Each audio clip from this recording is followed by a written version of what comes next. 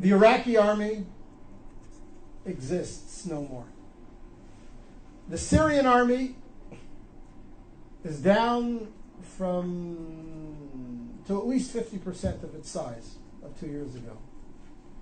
The Egyptian army, all of its 14 divisions, maybe 7 are in any way active, not corroded, corrupt, falling apart. The Arab military threat to Israel has evaporated. Arab societies, as you all know, from Libya and Tunisia through Egypt to Syria, and it'll yet, unfortunately, come to Jordan, are so convulsed with internal conflict that for the next 2 to 3 to 4 decades, they're going to be racked by such internal tensions and such internal economic disparities and needs that their ability to mount a coordinated offensive against Israel in the conventional military sense is simply gone. It's gone. It's gone. So before we start discussing all the threats and the emerging threats and the dangers that are posed to Israel from the crumbling of the old Arab architecture around Israel, first let's recognize that the conventional military threat against Israel has greatly disappeared. And that is a net gain for Israel. It has tremendous long-term significance. Now, we all know that there are new threats emerging.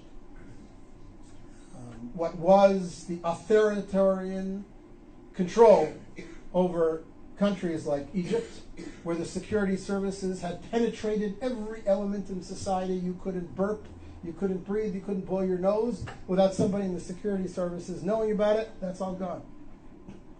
Morsi doesn't have control over the streets of Cairo, never mind the sands of Sinai, and whoever emerges as the leader or one of the leaders in Syria towards the future will never have the same authoritarian control over the country that Assad's Mukhabarat, his security services, had.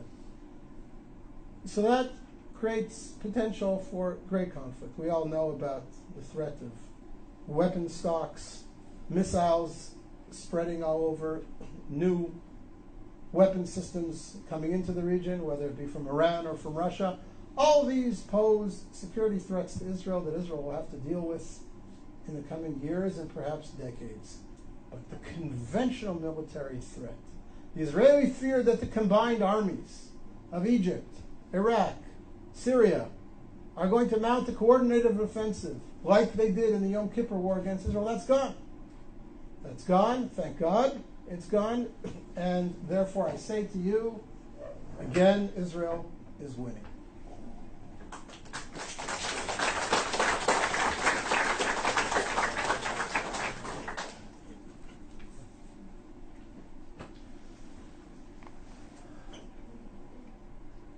Point number 9, in grand historical terms, of course Israel's winning. Look at the society that's been created in Israel. Look at the creativity of the Israeli community.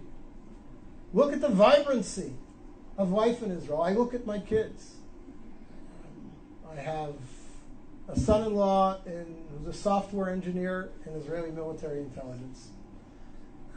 I have a daughter doing her PhD in genetics at the Hebrew University. I have a daughter studying architecture at Ariel University in Samaria. I have a son completing his bachelor's degree in computer science in high school, and he will graduate high school with his degree in computer sciences, and he has studied intensively 17 tractates of the Talmud, and he knows his Bible inside out and backwards. And I have 2 younger kids who are in younger grades, and I look at them and I see their contributions and their future contributions to Israeli society, and I look at their friends who are all doing similar exciting things, And one of my daughters is a little bit of an artist as well. And you look at this and you say, what a wonderful youth we have. What a powerful country we have.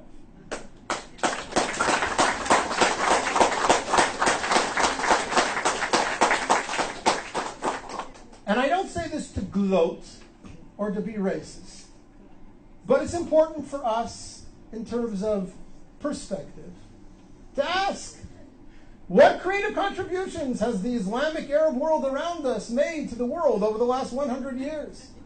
What technologies have been bought by Facebook, Yahoo, Microsoft, and Intel from Saudi Arabia? What's the gross national product of all 40 Arab countries around us put together, leaving oil aside? And again, not because I mean to be denigrating or dismissive of the Arab world, and not because I want to gloat, but because I want to reinforce in our own minds how powerful we are, how vibrant a society, how creative a society Israel has become, how proud we ought to be, how right we are to be able to continue to claim that Israel is an honorable member of the world community and making contributions to that world. It's important for us to remember that we're winning. We have a wonderful country, and it will yet do great things for the Middle East and for the world.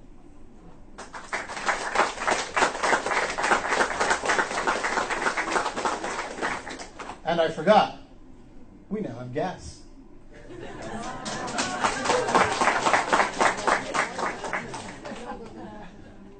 Milk and honey, we're still looking for the honey. And oil, I don't think we're going to ever find, although there is shale oil under much of central Israel, which could take another 50 years to extract.